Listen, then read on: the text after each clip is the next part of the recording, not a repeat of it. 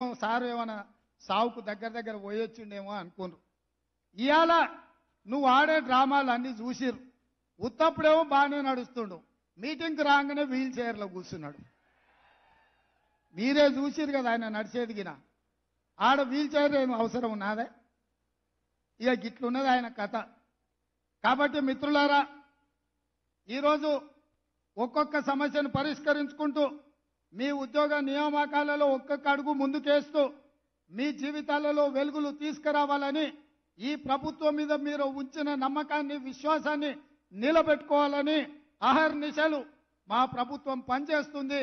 ఏ తప్పు జరగకుండా, ఎవరికి నష్టం లేకుండా రాబోయే రోజుల్లో 2 లక్షల ప్రభుత్వ ఉద్యోగ ఖాళీలను భర్తీ చేసే బాధ్యత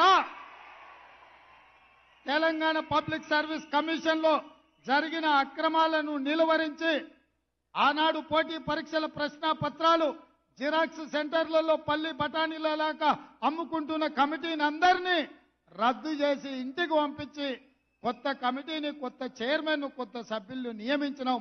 అందుకే ఇవాళ గ్రూప్ 1 పరీక్షల్ని 10 ఏళ్లు నిర్వహించలేదు. ఈరోజు 567 గ్రూప్ 1 పరీక్షల్ని నిర్వహించడానికి మా ప్రభుత్వం మంజూరు చేసింది.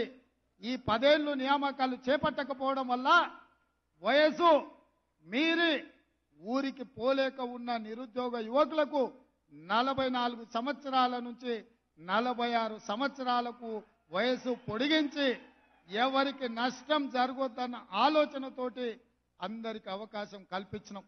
అందుకే నిరుద్యోగ యువకులారా, ఈ తెలంగాణ రాష్ట్రం మీది. ఈ రాష్ట్రాన్ని సాధించుకున్నది మీరు.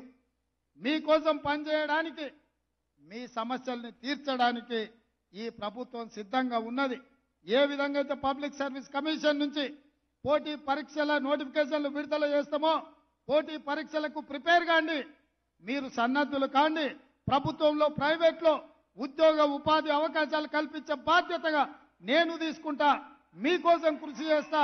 రాబోయే 10 సంవత్సరాలు నిరంతరం రోజుకు 24 గంటలు 10 ఏళ్లు మీకోసం కొట్లాడతా, 10 ఏళ్లు మీకోసం చేస్తా. 10 ఏళ్లు ఈ బాధ్యతలో ఉంటా. మీరు ఆశీర్వదిస్తే ఇంకో 10 ఏళ్లు కూడా ఇందిరమ్మ రాజ్యం ఉంటుంది. చంద్రశేఖరరావు, నీకు సూటిగా సవాలు విసురుతున్నా. ఈ 10 ఏళ్లలో నీ శాతనైతే ఒక్క ఎంటిక వీక్కొని చూడు, అప్పుడు నీకు తెలుస్తుంది. ఆయన ఎంబడే అధికారంలోకి వస్తా అంటుండు. రాబిడ్డ ఎట్లొస్తావు? ఉంటా, నేనే కదా ఏడుకోతా, ఈయనే ఉంటా, నీ సంగతి ఏందో చూస్తా. కాబట్టి మిత్రులారా, ఆయనకు శాసనసభలకు రావడానికి అయితలేదు కానీ నల్లగొండకు పోయిండు. అందుకే ఇవాళ అట్లాంటి మాటల మాయలో పడకండి. 10 ఏళ్ళు ఆయన కుర్చీలో ఉండి తెలంగాణకు రావాల్సిన నీళ్లు తీసుకురాలే, కట్టాల్సిన ప్రాజెక్టులు గట్టలే. 10 ఏళ్ళు చేయలేని పని 60 రోజుల్లో అన్ని సమస్యలు పరిష్కరించుకుంటూ ముందుకెళ్తున్నాం. ఇవాళకి 69 రోజులు అయింది, ఏం చేయలేదు అప్పుడే ఈ ప్రభుత్వం అని ఇవాళ మమ్మల్ని శాపనార్థాలు పెడుతున్నాడు. మీరు ఆలోచన చేయండి. 3665 రోజులు ఉన్న చంద్రశేఖరరావు కృష్ణానది జలాలలో ఆంధ్రప్రదేశ్కు 512 టీఎంసీ నీళ్లను కేటాయించి తెలంగాణకు రావాల్సిన హక్కులను తాకట్టు పెట్టి 299 టీఎంసీలు ఈ 10 సంవత్సరాలు శాశ్వతంగా వాళ్లకు రాసిచ్చిండు. 10 ఏళ్ళు ఆయన రాసిస్తే నేను వచ్చిన 10 రోజుల్లోనే ఆ నీళ్లు తేలేదని నన్ను తిడుతున్నాడు. ఇవాళ మీరు చెప్పండి, ఆయన సంతకం పెట్టడమే ఇవాళ గుదిబండగా మారింది. ఆయన శాత కాకపోతే ఏం చేయకుండా పక్కన పడేసి ఉంటే నేనే కొట్లాడి ఇవాళ నీళ్లు తెచ్చటోని. ఇవాళ నువ్వు పెట్టిన సంతకాలు మా పాలిట గుదిబండగా మారినాయి, తెలంగాణ రైతుల పాలిట మరణ శాసనంగా మారింది. ఇవాళ నువ్వున్నప్పుడే కదా నవంబర్ 30 తారీఖు నాడు తెలంగాణలో ఎన్నికలు ఉంటే గ్రామాలలో యువకులు ఎన్నికల నిర్వహణలో ప్రజారాజ్యాన్ని, ప్రజాప్రభుత్వాన్ని ఎన్నుకోవాలని అందరు ఆ కార్యక్రమాలలో బిజీగా ఉంటే మీ చీకటి మిత్రుడు జగన్మోహన్ రెడ్డి గారు వందలాది మంది పోలీసులను నాగార్జున సాగర్ మీదకి పంపించిండు.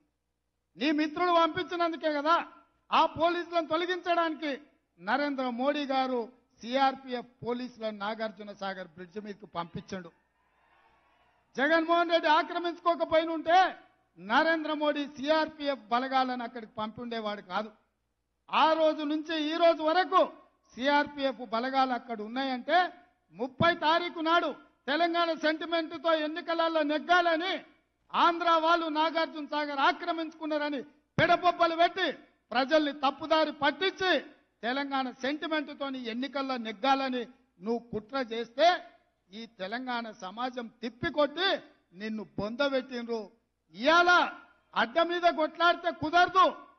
ఇవాళ చట్టసభలలో మాట్లాడాలి, చట్టసభలలో తీర్మానాలు చేయాలి.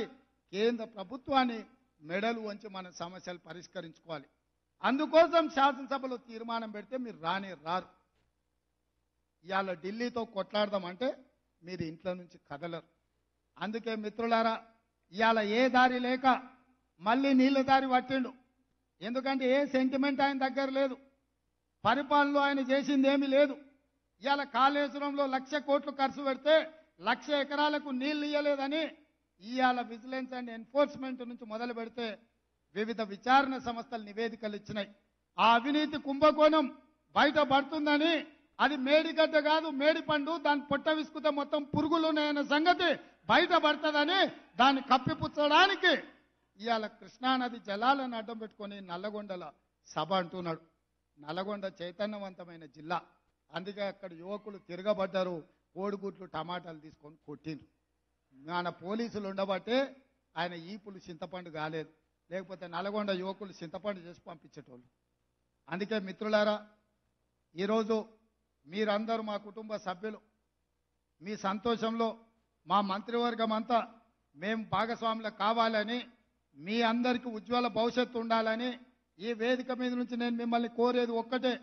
పంజాబ్ రాష్ట్రాన్ని మీరు చూసిండ్రు, ఇవాళ అక్కడ నిర్వీర్యం అయిపోయింది యువత. అక్కడ గంజాయి డ్రగ్స్తో రాష్ట్రాన్ని నిర్వీర్యం చేసిండ్రు.